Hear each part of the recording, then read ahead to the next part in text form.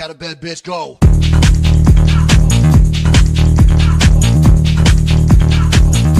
Get up and get the guy go.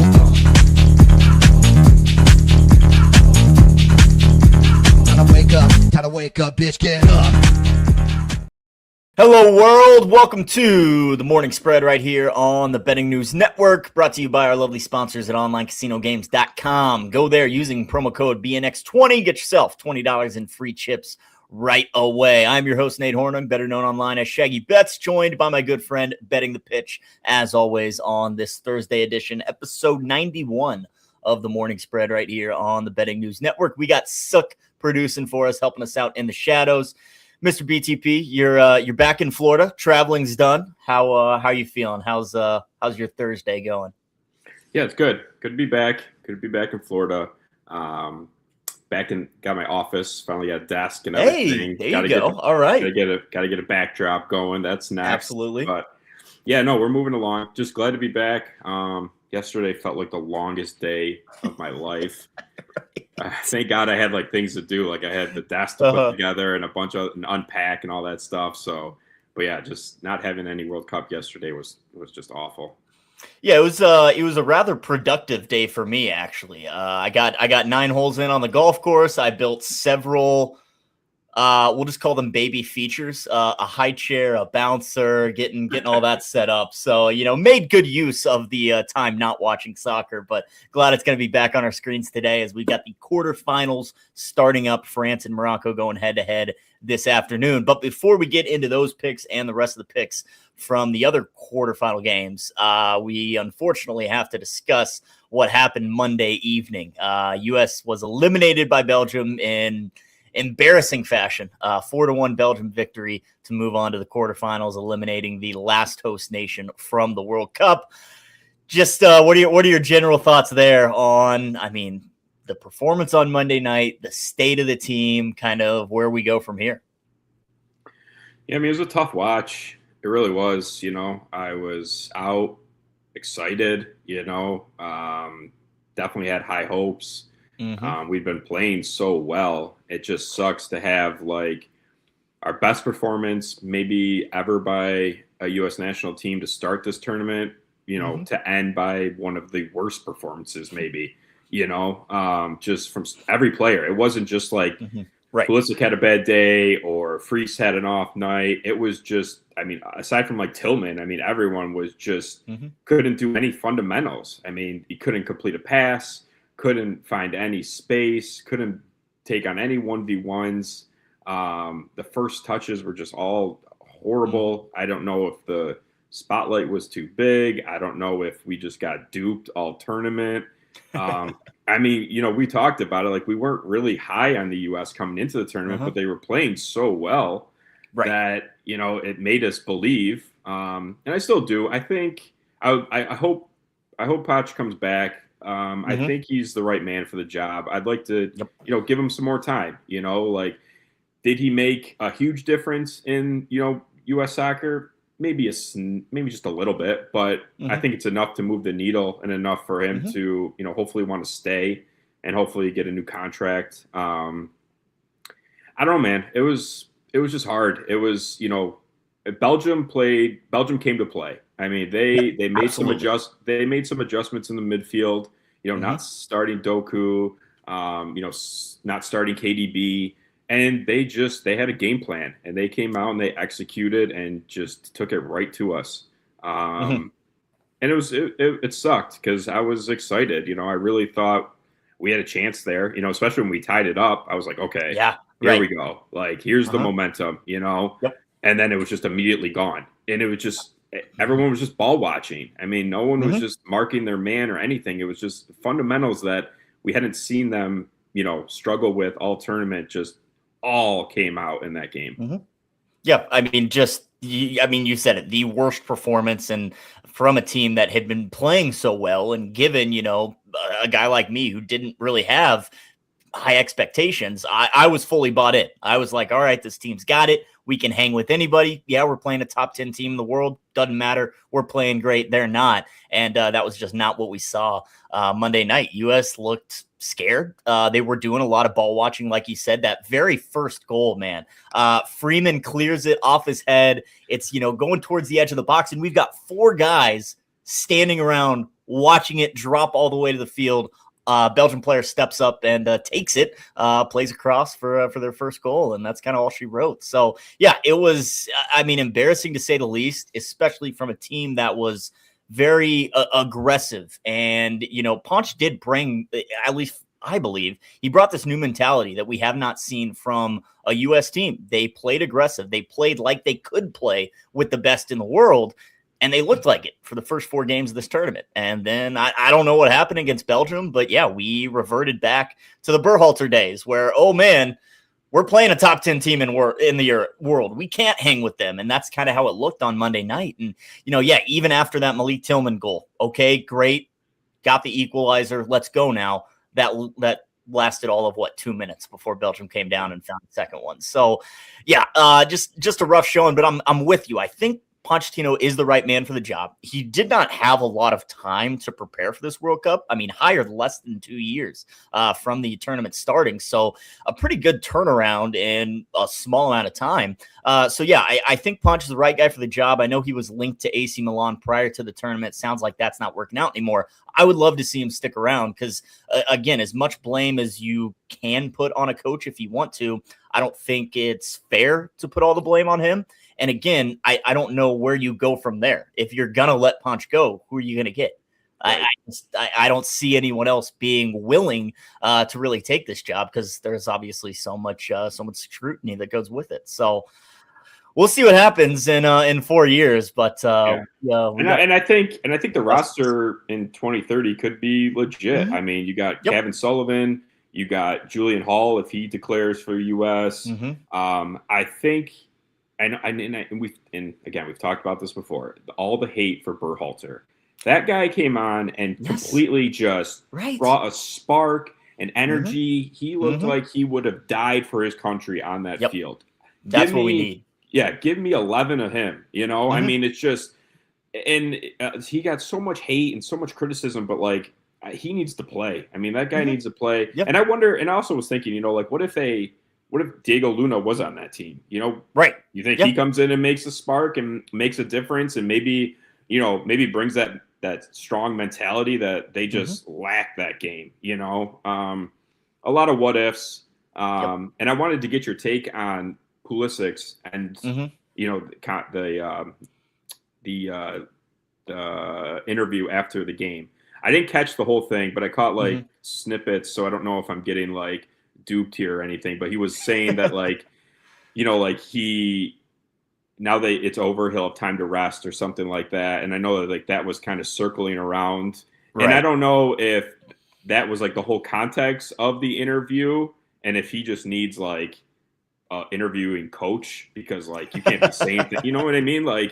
If you're supposed to be the leader of the team, you can't be saying things like that once the World Cup's over that oh yeah, now I have time to rest.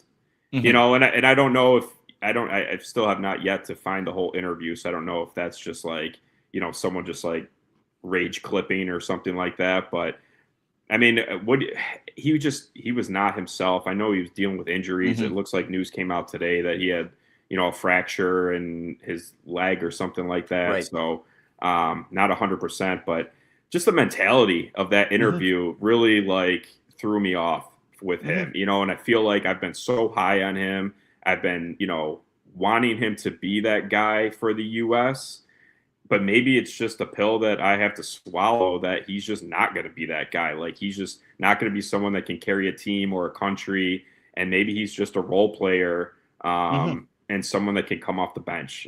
I don't know. What are your thoughts on that? It definitely was not what you wanted to hear from the guy who was supposed to be the leader of this team, right? You don't want to hear that, oh, it's over, I can rest now, because this is also a guy that sat out the Gold Cup, right? A couple of to years be ago. rested. To to be be rested and for ready this for the World tournament. Cup. Yes. Exactly. And then that's the first thing you think of when it's all over is, okay, now I can rest. And, I know Carly Lloyd had a little backlash to his comments of, oh, you can rest when you're done playing. Like that's when you rest. Until then, you've got to give it your all. And, I know he was dealing with an injury, which obviously sucks and probably held him back a little bit on the field. But yeah, just from a mentality perspective, this is supposed to be our dog. It's supposed to be our guy. And saying something like that kind of feels like a step in the wrong direction. You know what I mean? And I really like what you're saying about Berhalter, because I'm right there with you. I love this kid. I think he's great. He clearly provided a spark off the bench, missed an absolute screamer from outside the box. If he would have buried that, holy shit. Exactly. But even after he missed, he's firing people up. Yes, he's like, let's go. We still got 12 minutes. It's not over yet. And, I think he probably gets a lot of, bad news just because of his last name. Of his dad. Exactly. Obviously, which, I don't think there's much there, but I think he showed he belongs. Like you said, I think having Diego Luna, another spark, tenacious player off the bench, really would have made a difference. And it sucks that we didn't get to see Luna. Berhalter, I know, is making his way into this starting lineup, which I think he should be there in 2030 if everything goes that way. But yeah, just poor show. So bad. I mean, it literally was. It was from Tim Ream all the way to the top. Just every player, aside from maybe Tillman. I mean, that was really the only one who showed some fight and did something out there until Berhalter came on the pitch, and then he was looking like he wanted, like I said, was going to do anything and everything to try and get us back in the game. But yeah, I don't know. I mean, I'm excited for 2030. Excited for, everything in between there to see, what happens and, what players, come from the system. And again, I saw your video today, about the pay to play, good video there. I agree with everything you said. I wish that the MLS would adopt the relegation. And I know that they won't because of, money and everything else. But I think that solves the pay to play, because obviously someone has to pay for the academies and all that and the camps and everything. So if, the parents aren't paying for it, someone's got to pay for it. And I saw something today where it was, if MLS adopts that relegation, then, those teams that are, below them get sponsors, and they, sponsors want to pay, and investors come in and investors want to pay. And that's where the money comes up. And that's where the money comes from for, to fund those types of, camps and things like that to grow the, the beautiful game here. And you're right, though. I mean, your video was spot on. It's just right now it's in a bad place, and it sucks. Yeah. And it's not just youth soccer, it's youth sports everywhere. And, I think solving that pay to play issue is not going to, solve all the issues right away. I think it is a big issue, but clearly it's not the end all be all. But yeah, I mean, Sook dropped this in chat just jokingly. You get dropped to the Canadian Premier League. I mean, what if like the MLS and Liga MX combine and make kind of a North American league that also then adopts relegation with the USL and whatever's going on in Canada? I mean, I think maybe that would help the case. I don't know, but I'm with you. I think we need to adopt just the European calendar and the European mentality when it comes to soccer development and the academies and the leagues and all that stuff. So yeah. I mean, something's got to change. Right. I mean, something has to change just to, grow the game and grow, the younger generation into just being competitive at the level. Because like you said, when it gets to, the top 8 in the world, we just look like we're just not in place there at all. So, yeah. And I know a lot of people have made the argument that, America's best athletes are playing football, baseball, and basketball and whatnot, and they're not, tuned into soccer, which, I think maybe has a little truth to it, because clearly soccer is the most popular sport worldwide, not in America. Not the case here, but I mean, soccer is a sport that you need to get into so young. It's very hard to learn all these technical skills, especially with your feet as a teenager, as a high schooler. So the development really starts when you're a kid, when you're a child. So, I mean, obviously there's also just a stigma associated with soccer here in America. I got called a foot fairy X amount of times growing up, just for playing soccer, not football. Right. So does that turn guys away from playing the sport? And yeah, I think absolutely. So, right. So again, we do not have all the answers, but something drastic needs to change, because the culture needs to change. 100%. Exactly. Because this was supposed to be the chance for the U.S. to kind of put their mark on the world with soccer. When we got the World Cup back in 2018, okay, we're going to host in 2026. We're going to be much better then. Pulisic is going to be all mature. We're going to have all these guys ready to go. And we did look good for 4 games. And then obviously we lay the stinker, kind of puts us back to step 1. And all right, where do we go from here?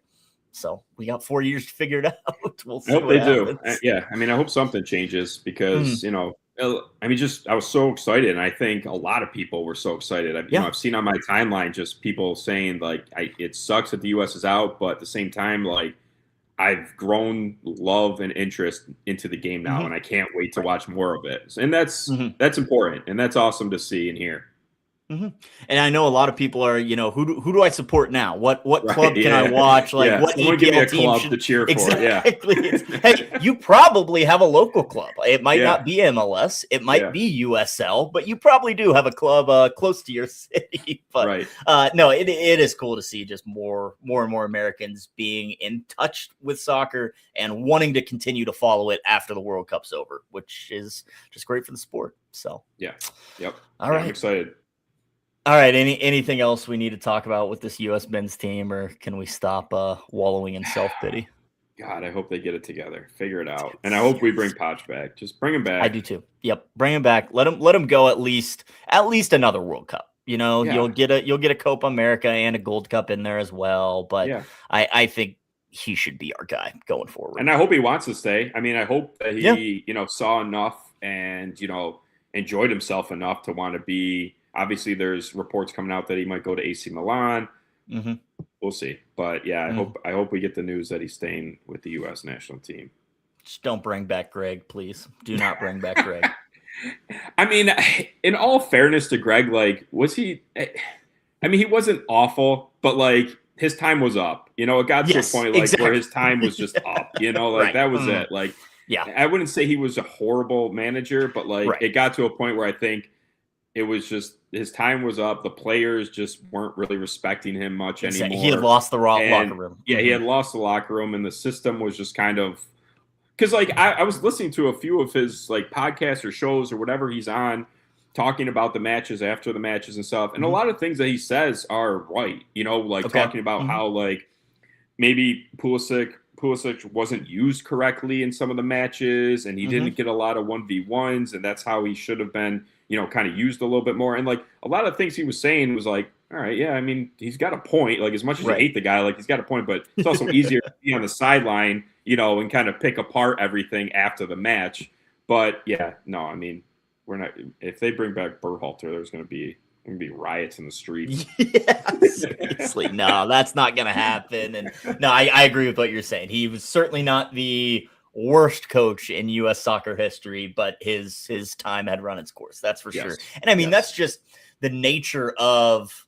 I feel like blaming a coach, blaming a manager is such low-hanging fruit. It's so easy to do, especially when you have studs on the field, like we saw in the NFL with Sean McDermott getting canned after Josh Allen and company can't get over the hump in the NFL. It's like, all right, is it really McDermott's thought? Yeah. Exactly. But he's the guy you're going to turn to and blame. And I mean, that's just coaches in these sports, not just soccer, but everything else. You don't have a long shelf life. They expect results immediately. Turn a program around in 2 years or less. Otherwise, we're going to find someone else to do it. So, I mean, we saw it at Madrid, if you want to talk about like the short turnover, exactly. It breaks my heart to talk about my club like that. But it's just the coaching carousel that it was this season was just, it happens all over. I mean, it's just, unfortunately, like you said, part of the business, part of the game. Yep. 100%. 100%. KP's already asking Mbappe goal in France to advance at -112. Am I just hedging? I'm not really hedging anything. I just kind of like Morocco in this game. But let's talk about it. France and Morocco, this first quarterfinal going off here in 3.5 hours. Look, man. I didn't read your article because I always like to be surprised about your play when we talk on the show. So, well, yes, I am on Morocco. I'm on the double chance line. I got the +half at +145. They are listed at +1. You have to pay like $1.22 to get that +1. I'll sacrifice the push potential and get a plus sign next to my wager here. Look, I don't want to cheer on France. I don't. I have a future on France. I don't want to cheer them on. I want to be cheering for Morocco. Maybe that is skewing my betting a little bit, but this is what we went with. So Morocco, the more battle-tested team in my eyes. If you look at who France has played so far this tournament, they in the group stage they played Senegal, who's number 18 in the world. They played Iraq, who's number 63, and they played Norway, who is ranked number 19 in the world, but they played Norway's reserves. So the toughest team they faced was Senegal, because you play Sweden, who's 37th, Paraguay, who's 34th. You didn't really get quote unquote battle tested. You played one top 20 team in the world, arguably just one top 30 team. What has Morocco done? Well, they had to play Brazil, number 5 in the world, played a draw to them. Yes, they played Scotland and Haiti, who are, 42nd and 88th, so be it. But they also played the Netherlands, who are number 9, earned a draw with them, advanced in PKs, took on Canada, number 30 in the world. The bottom teams that Morocco has played, certainly worse than the two France has seen. But Morocco has seen 2 top 10 teams already in this tournament. They earned draws in 90 minutes against both of them. Yes, France is the number 1 team in the world right now. We know how good their attack is. I get it. But Morocco also has some intangibles on their side. Losing to this team in the 2022 semifinal. Maybe they've got revenge. Maybe they're playing with an extra chip on their shoulder from that loss 4 years ago. We've talked about this Moroccan team being better than they were 4 years ago as well. And in that match against France, they allowed a goal in 5 minutes into the match. Their game plan had to go out the window because they were now playing from behind for 85 minutes of that match. Eventually, France gets another one, wins 2-0, but I just think Morocco is going to be able to hang for 90 minutes, especially defensively. They've made it tough on teams like the Netherlands and Brazil to score. We saw Paraguay make it very tough on France to score. I think Morocco can certainly hang for 90 minutes, and for a +145, I'll take the double chance here. So Morocco +0.5 for myself at +145. Yes, Drip, I know Sabari not playing today. Unfortunately, that hurts. Unfortunately, I already locked in my wager. So Morocco for me on the double chance line. What are your thoughts here, BTP? I mean, if Rahimi starts up top in place of him, I don't hate that at all. I think he came on for him in the Canada match and looked great. So I don't think it'll be a huge miss. Like, he'll definitely be missed, but Rahimi is very good at a striker. So I have to go with France. I mean, it's just they're the best team in the world. I still feel like we haven't even seen the best of France this tournament. Like, that's what I'm leaning on here is like they've just kind of skated by. I mean, they haven't had to really turn it on at any point to really, I mean, the first half against Senegal was kind of, obviously uneventful. And then the second half, it looked like, okay, we gotta put this game away a little bit. And they did. And they just never really had to turn it to 100% any of these matches. So I mean, if you go back to that 2022 head-to-head, I mean, yes, Morocco, we said before, is better than they were 4 years ago. But this France team is much better than they were 4 years ago as well. I mean, you got Olise, Dembele, Barcolo, Mbappe. It's just absolutely stacked and so much depth. Doué off the bench. And everyone else in between. So for me, I'm leaning France. I'm on their team total. I might sprinkle some both teams to score if Rahimi starts up top. I like that because I do think Morocco will find some chances in this game. I've just been so impressed with, like, again, the French defense. I mean, obviously Paraguay barely touched the ball in the last match, but a .13 XG in that game. And then they gave 0.7 XG to a Sweden team with Isak and Gyökeres. Right. And then obviously the Norway B team played them fairly well, created a 1.7 XG, Iraq 0.63, and then Senegal, even scoring a goal, they only created 0.53 XG. So, I mean, they're not giving up much, and would you say that, this Morocco attack is better than what Norway is capable of putting out? Because they still did play, Nusa came on late, but they still had Bob and they had Burge in the midfield, and that guy from Benfica, I'm drawing a blank right now.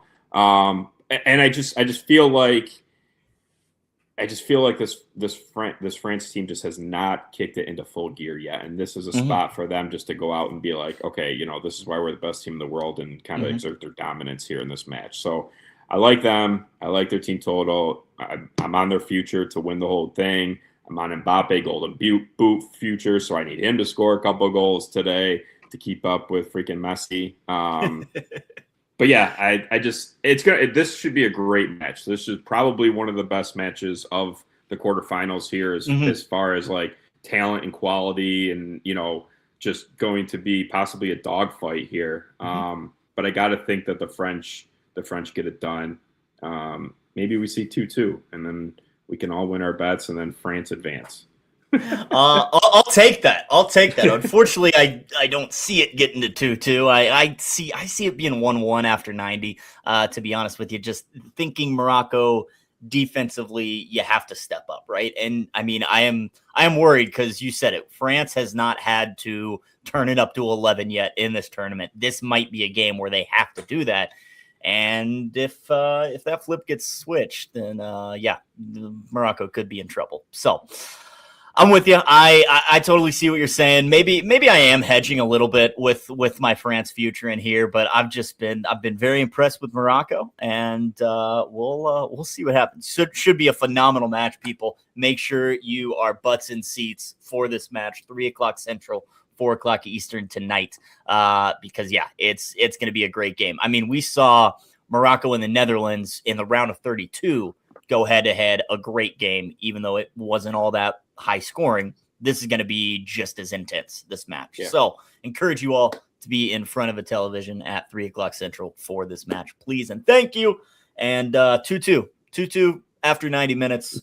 Everybody's happy. And then France advance. And then France advance, right. Mbappe scores both the goals. All right, we'll take that. I was going to ask you, are you still just Mbappe on your golden beat? Golden boot? Okay. I hate to say this because at the end of the day, I'm a fan of the game. Like, I want what's best for the game. As much as I'm a Madrid fan and people think that I'm just going to, shun Lamine Yamal and shun Messi, and because I'm a Ronaldo fan as well, like, that's just not the case. Like, obviously, I'll give the little banter. It's fun, get everyone riled up a little bit.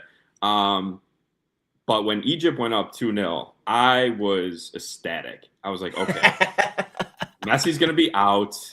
Mbappe's going to be the clear runner for the golden boot now. Like, this is just ideal.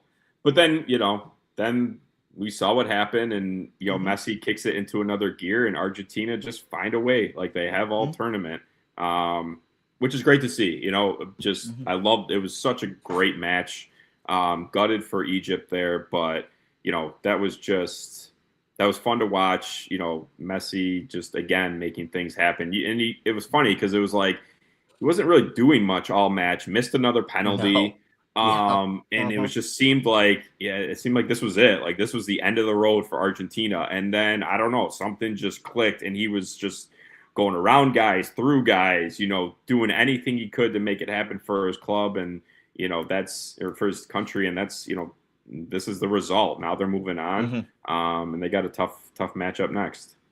Yeah, what a comeback by Argentina against Egypt there. Egypt with a goal disallowed by a foul, 100 yards from the play. I have to say, I saw something on Twitter. Someone said, if that ball had either been saved or, let's say, went out of play, they would have never reviewed that foul.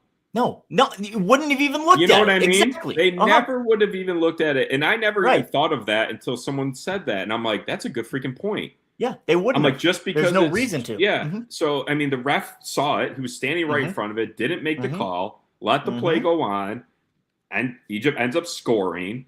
Yep. And then they go back and they have to review it. But if that ball had gone out of play, or the keeper made the save or whatever, or, Argentina got the ball back and went back, down the pitch, would have never reviewed that foul. And that is the problem with VAR getting too involved in the game. Yes. Right? Exactly. Like that's where 100%. That's where VAR was not made to be involved in the game at all like that. That is just because when you think about it like that and you put that into context, it's like, that's absolutely right. Like that call and that, would have never been reviewed if that ball had not gone in the net. Well, and then on Argentina's third goal, you had something similar on the other side of the pitch. There's, Salah. the no call on Salah, which I didn't necessarily hate the no call there. Because, it was in the box. You would have had to give him the penalty if you called that foul. Yeah. I didn't necessarily hate the no call, but when you factor in Egypt had a goal disallowed for essentially the same thing, it's kind of like, all right, maybe you do have to make that call. But again, if you go back, disallow Argentina's goal, call that foul on Salah, now it turns into a penalty kick for Egypt because it was a foul inside the box. So, and that's the thing. The consistency, even tougher. The consistency of VAR. Like if you're going to call it on one side, you got to call it on the other. Like if they would have ignored that call against, that foul and that Egypt goal stood, and then that foul occurred on Salah and they ignored it, fine. That's great. Right. Just absolutely. That's how, they didn't get the call. We didn't get the call. VAR is not getting involved. The ref on the field said no foul. That's what we're sticking with. He's there. He's looking right at the play. I mean, this is his job. So, yeah, that was a tough foul to call, especially when it was literally on the other corner, 100 yards away, like just didn't impact the play at all. Right. Once it got, I don't know.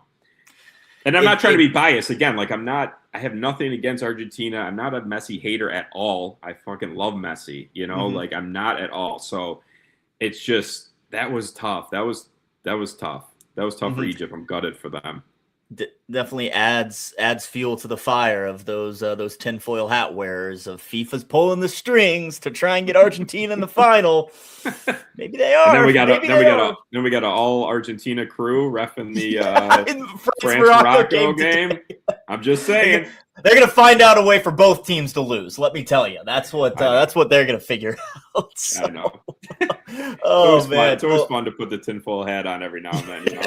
Right. Take it off from every once in a while, people. Don't let it melt into your head there. But all right, you brought up Lamine Yamal, and you're a Real Madrid guy, and you don't want to be a Yamal hater. I have not been impressed with him this tournament. I understand that he is this young up-and-coming guy and had a hell of a Euro tournament a couple of years ago. But so far in this World Cup, I really haven't seen it. He hasn't really done much. He seems very predictable offensively. I mean, when he gets the ball, taking a one-on-one at the corner of the box, he's going to cut back left to his left foot.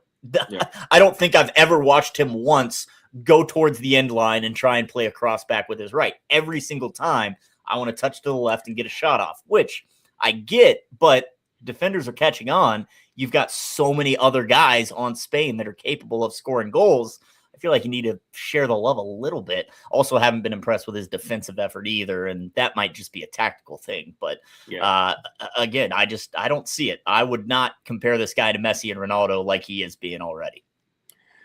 Yeah, I mean, he's got world-class talent. He will be, 100%. He will be eventually. He's young. I mean, he's 18. I mean, he's exactly. Kid, like he needs to mature a little bit. But I also, I've talked about this before, he was dealing with an injury coming into the World Cup. Is that injury lingering him a little bit? Maybe. But also the wear and tear on the kid at such a young age. He's played so many minutes already at 18 years old. If you go back and look at what Messi and Ronaldo played at this age, it's like half of what Yamal's at right now. You know what I mean? So it's just not. I just think the time management and the management of him as a whole has been wrong. And I understand, obviously he's, Barcelona, one of Barcelona's top players. They need him. Spain needs him on the pitch. but like he's got a long career ahead of him, and you gotta learn how to manage him a little bit, because I just wonder if maybe he's just exhausted. You know, is he just mentally tired right now? You know, is he just like, is his body just kind of shutting down at the moment where, you know, Spain needs him the most, because he's been pushed to the limits, you know, already at 18 years old. And he was already dealing with an injury coming into the World Cup. And he played, I can't remember, did he play the first game for Spain? He did. Yeah, he came on. Yeah, he came on against so they Cape didn't Verde. even like, because we were planning on him not even playing in the group stages. Exactly. And he comes in the second half, and it's just like, all right, like I thought he was hurt. And that's what I'm talking about, where I just feel like they're just throwing him out there, and maybe he's just mentally tired. I mean, he looked great against Austria. I believe that's the one. Yeah, that's the one where he was shooting everything but the kitchen sink at them, you know. Couldn't get his goal, but he looked great.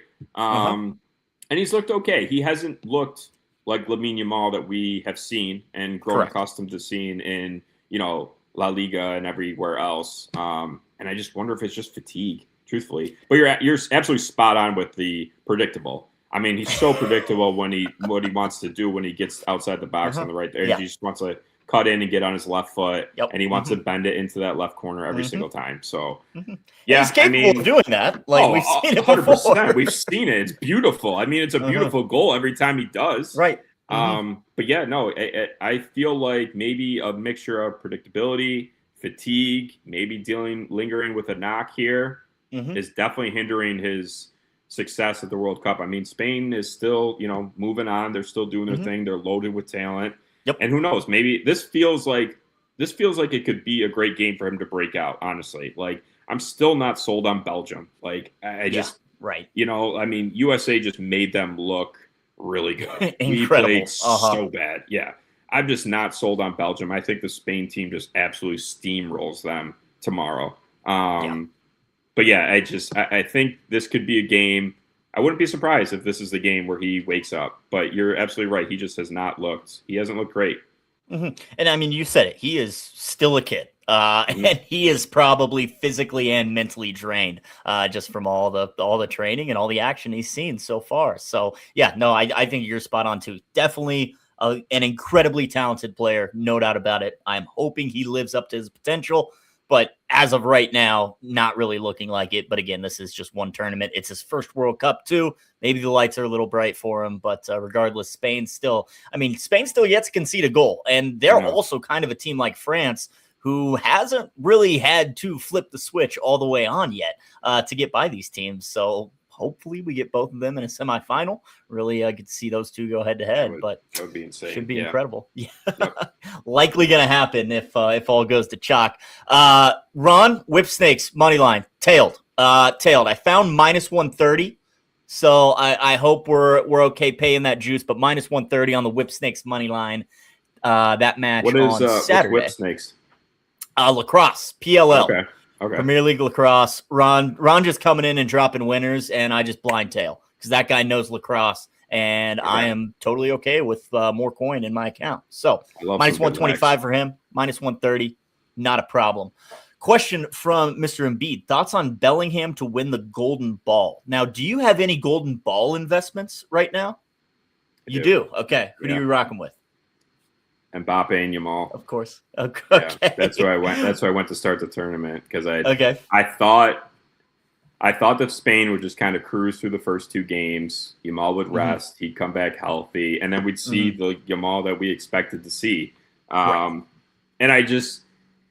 it's also a little bit of a PR bet because he has such good PR. Like he wins awards and stuff that I don't think maybe he should deserve. You know, like didn't he win Man of the Match against Austria, where Oyarzabal had 2 goals? Yes, that's what I'm saying. Like, and it's because Man of the Match is a fan voting. You know, so it's like he just has like the best PR. He's so like well known in the world, and you know, one of the top players. So it was kind of like, okay, even if he doesn't score a ton of goals, like just being Lamine Yamal and, you know, contributing a couple times a game is going to get him there. I also thought about betting him for like young player of the tournament and stuff like that, but I didn't. I just did Golden Ball. But yeah, Jude has been unreal. I mean, he has been England's just best player. I mean, he is all Easily. over the pitch, defensively, in attack, finding space, creating chances, you name it, breaking up plays. I mean, he even in Mexico throwing his body around to block shots and everything. So it was just, yeah, he's been phenomenal for them. Yeah, I'm looking at the current odds right now to win the Golden Ball. You got Mbappe's the favorite at plus 165, followed by Messi at plus 175. After that, Holland at 7-1, Harry Kane at 8-1, Olise at 9-1, and then Jude at plus 1,000. After that, you got Yamal and Dembele both priced at 18-1. Those are kind of the top 8 there for this award. It does seem like it's going to be either an Mbappe or a Messi. Probably whoever wins the Golden Boot might also take this Golden Ball award. But I mean, Jude Bellingham at 10-1 right now. The kid's got what, 4 goals, and God, how many assists does he have? At least 1.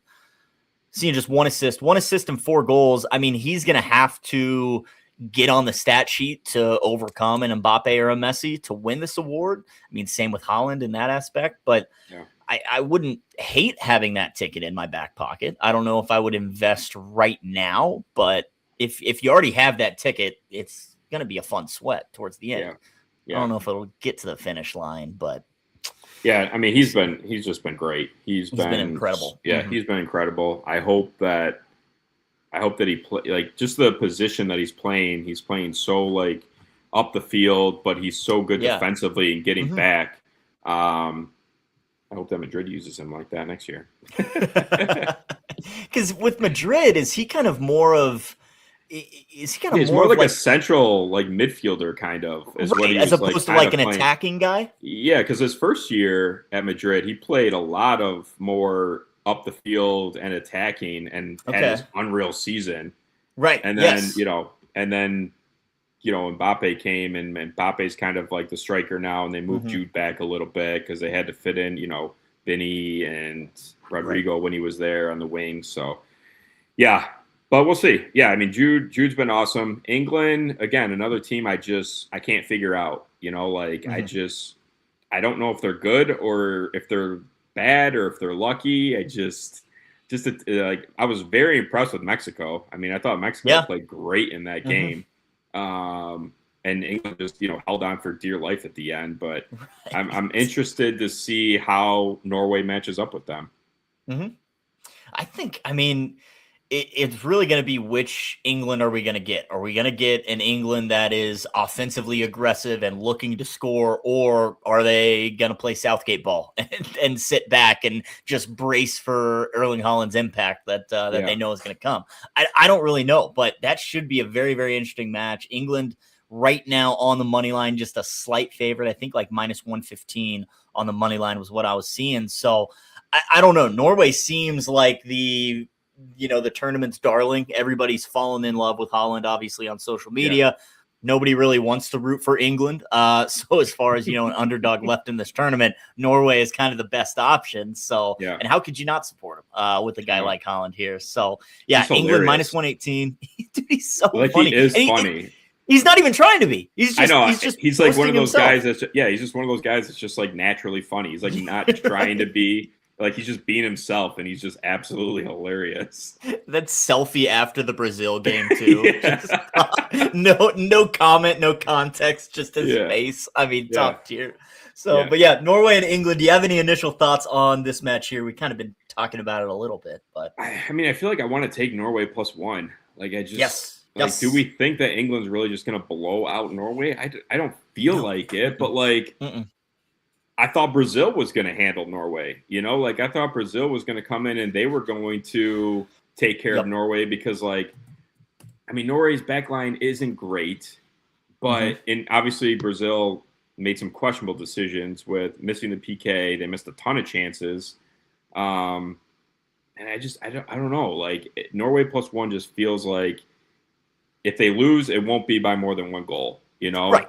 Exactly. And Haaland's going to get his. He doesn't need much, but he'll get his. And we've seen England kind of struggle a little bit at the back. I mean, Mexico found a lot of success, and I would say that Norway probably has a little bit of a better attack than Mexico here. So when you got someone like Haaland up top, But yeah, I was very impressed with Norway against Brazil.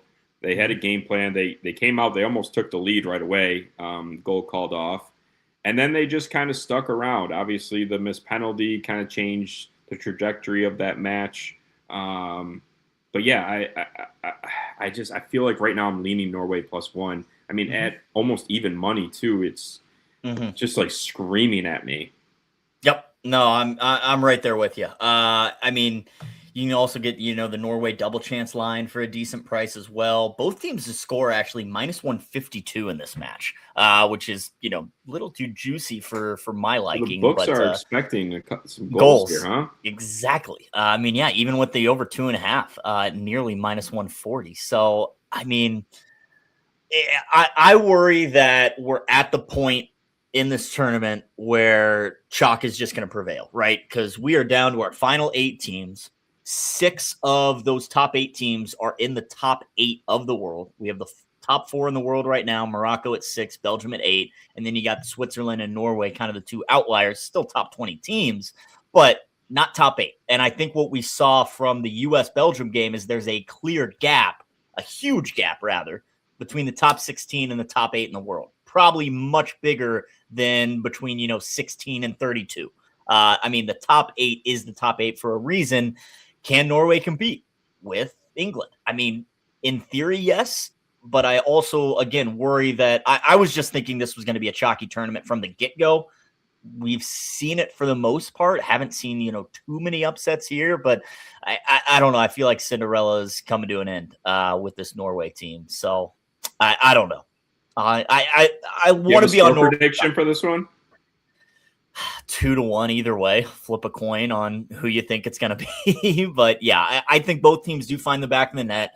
I think if Norway is able to score first, maybe it gets to more of a 2-2 game, because then obviously England will have to press. Whereas I think if England scores first, maybe we do see a 1-0 England game, because maybe they do just sit back and just brace for Holland. Honestly, that's how I thought it was going to be with Mexico when they scored first. I was like, okay, this game's over. Like, it's going to be 1-0, England, that's it. But they went right back down, scored right again, and then Mexico got right back in it.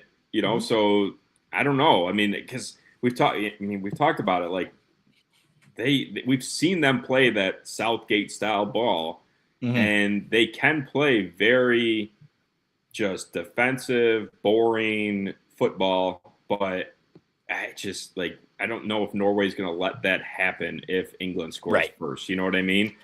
Well, so it's like if an early goal comes, I think this game just opens wide up. Absolutely. And, we talked about that the other day when we had Frank on, that Norway, what they did against Brazil was they pressed and they were aggressive defensively, kind of took Brazil out of their comfort zone. I think they should do the same thing against England. Don't just sit back and let England possess and set up their formation and do what they want to do on offense. Make it tough on them. Put them out of their comfort zone. You got nothing to lose. You are the underdog in this scenario. You might as well go out giving your best effort and leave it all on the pitch. So I got confidence that Norway's going to do that. Whether or not it ends up in a positive result for them, that's kind of still up in the air. But we'll see. I want to have faith, man, but I don't know. I feel like, though, Saturday we're going to get an upset. Like, that's just what my gut's telling me. So one of those games on Saturday is going to be an upset. I don't know which one. But I feel like either Norway or Switzerland is going to advance. Well, that's a good segue into our next Saturday game, Argentina and Switzerland, because Switzerland came into that game against Colombia with a game plan, right? Their game plan was to sit back and play to a 0-0 draw through 90 minutes, and then play to a 0-0 draw through 120 minutes. And that's exactly what they did. And then they got to PKs.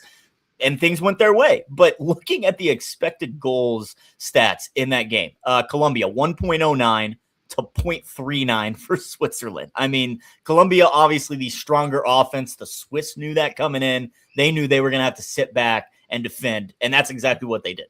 Yeah. I think they will have the exact same game plan going up against Argentina and Messi, knowing a 2-goal lead is not safe against this team. I don't see the Swiss being overly aggressive. Can they hold Argentina scoreless for 120 minutes?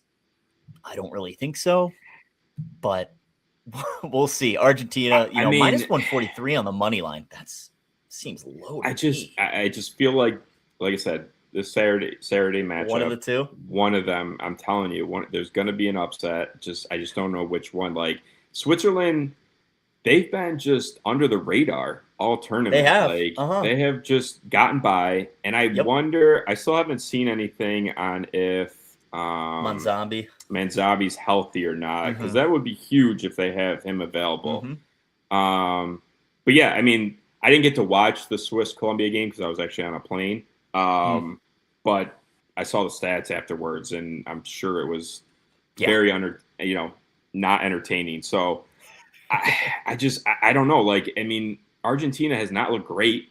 I just feel like they have not been that dominant team that we saw last World Cup. I mean, they've just kind of gotten by. They've done just enough to get by and get to where they are now. And is that just what great teams do, or is that just what, they're just, they're just getting lucky? I mean, I don't know. Right. It's go ahead. People were having that conversation with the Kansas City Chiefs, a couple years ago when they won how many one-score games in a row. Are they just getting lucky, or are they that dominant? And now we have the same thinking with Argentina. Are they just that good where they are able to overcome this adversity and come back from being down, or are they just squeaking by and being able to flex their muscle kind of at the end and get the result? I don't know. Manzabi's still listed day to day. Unfortunately, it looks like. We haven't heard if he's in or out yet. So I hope he plays, because that would be huge for the Swiss. He's been just phenomenal this tournament, and I think he could give Argentina a ton of fits. Fair. Now, you mentioned you think there's going to be an upset Saturday, whether it's Norway, whether it's Swiss. What if we get two upsets the next 2 days? What if Morocco and Belgium move on? Do you still have that same mentality of we're still going to get an upset on Saturday? It's the age-old betting theory I don't question. know. Could just be chaos all week. Right. I mean, that's where my allegiance is. I'm rooting for all the underdogs in this game, which again goes against some of my tournament futures. But I'm rooting for chaos. I think it's going to be chalky. Unfortunately, I would love to see one of these teams, whether it's Switzerland or Norway or hell, Morocco, back in the semifinals. I think it'd be great for the sport. I mean, could I see an upset today? Absolutely.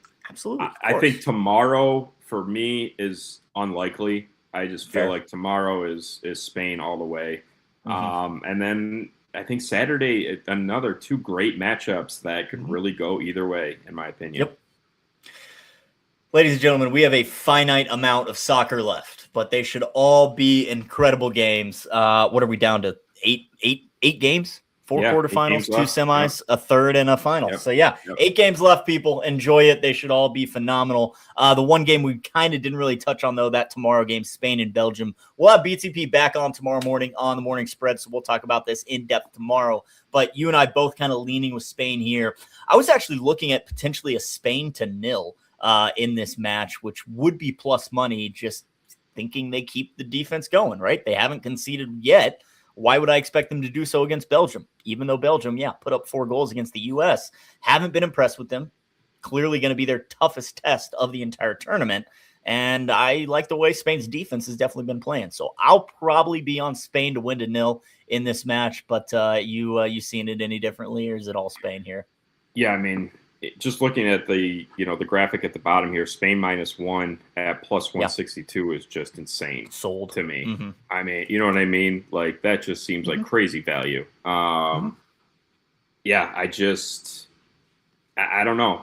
To me, it just feels like an easy one for Spain here. Maybe I'm completely wrong, but I'm not going to get overhyped on what Belgium just did to the U.S. Right, exactly. I just feel like the U.S. were just so bad.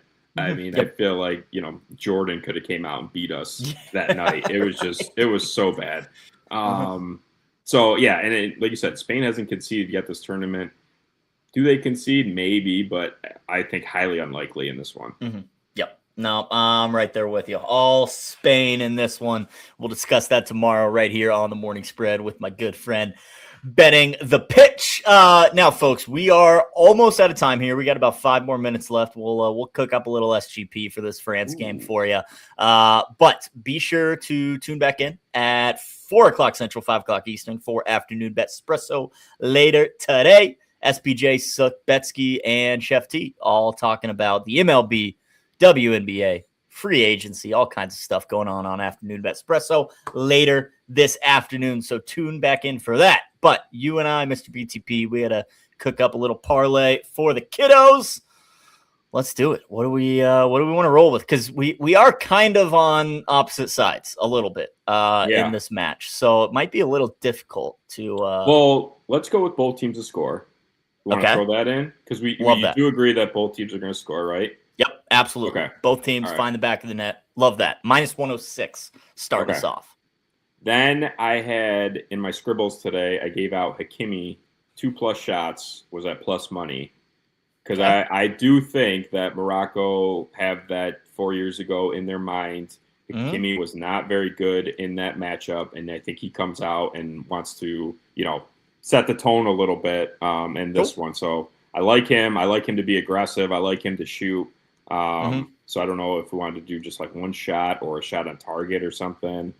Yeah, so one shot for him, I'm seeing it like minus 500. I'm on the blue book. One shot on target would be plus 135. I don't know if it's like a parlay piece per se. Right. The two shots, just the two shots, I was finding at minus 115 on this book. If I don't, if you want to get overexposed on him there. I don't hate it. Like, I do think, especially if France score first, like he's got to be the one that gets upfield and just rips shots from outside the box. We could also go with one first half shot at minus 130 for Hakimi.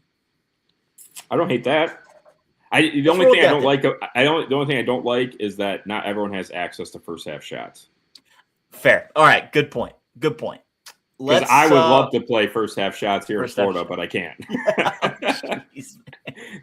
Hard Rock, figure it out, please. Seriously, they're getting better. But yeah, that's just one market that FanDuel just has right now. I don't even think DraftKings has first half shots. Do they not first half shots? Okay, no. All right. Blue book only, apparently. Yeah. Well, then do you just want to go back to Hakimi for two shots? Yeah, let's do that. Okay. All right, Hakimi for two shots. Both teams to score yes. That's at plus 234 right now. I feel like we need one more. I feel like we do. Do we look into the saves market? I was going to say, do we go to Bono with saves? 3 saves for Bono would be a minus 360 leg, would get us up to plus 327 for 3 legs. We could go up to 4 and get plus 437 for those 3 legs. He had 3 saves against Canada. He had 1 save against the Netherlands.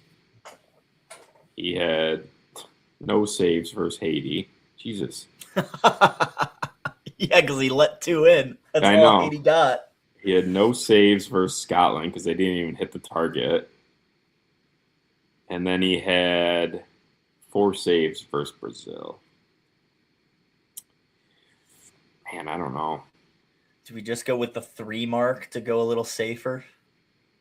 What's it at with the 3 with the we're saying with the saves? 3 saves? Yes. Yeah, 3 saves. That leg is minus 360, but that gets us to plus 327 for the 3 legs.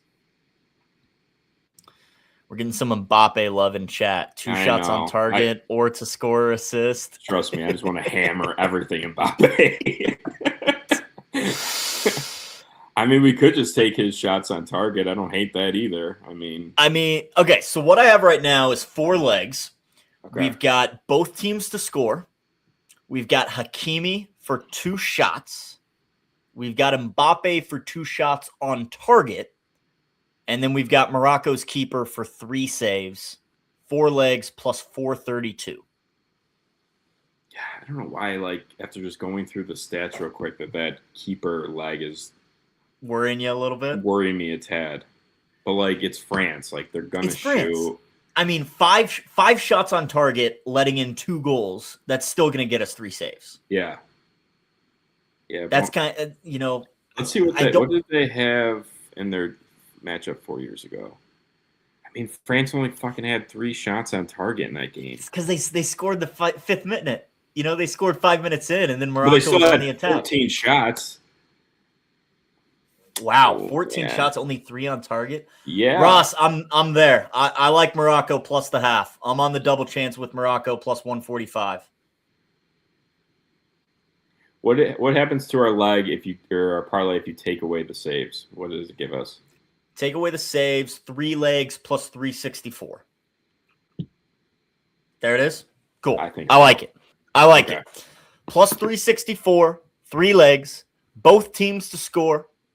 Hakimi for 2 shots, Mbappe for 2 shots on target. Plus 364 for those 3 legs. I like it. Cool. Okay. All right. There it is, folks. Well, 3.5 times our money this afternoon. Maybe get a plus 145. Are we going for back-to-back now? As well. I think we're going for back-to-back right now. Yeah. Did we? No, we cashed the. We wouldn't have cashed the U.S.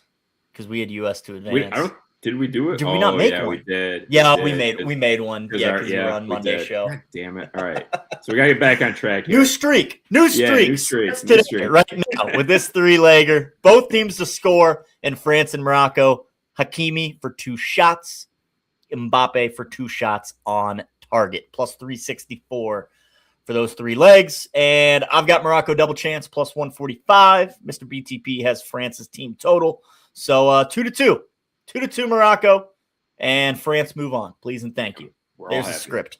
There's a script, folks. Appreciate you guys tuning in. As always, the 2 of us will be back. Same time, same place tomorrow morning, breaking down Spain and Belgium, as well as the other 2 quarterfinals as well, recapping what we're going to see this afternoon. But come on back in 4 hours for Afternoon Betspresso right here on the Betting News Network for all kinds of sports content. MLB, WNBA, they're going to be discussing it all as we sweat out this same game parlay. Mr. BTP, love it. Appreciate you coming on. As always, we'll see you tomorrow. Let's do it again, right?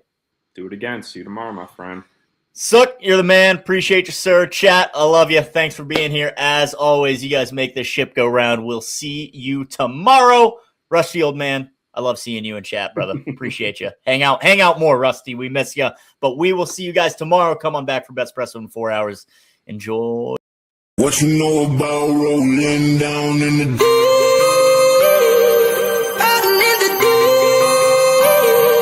down in the Now I know y'all be loving this shit right here. rolling. What you gonna do? Rolling. What you gonna do, man? In the rolling. What you gonna do? Right, y'all be loving this shit. What you know about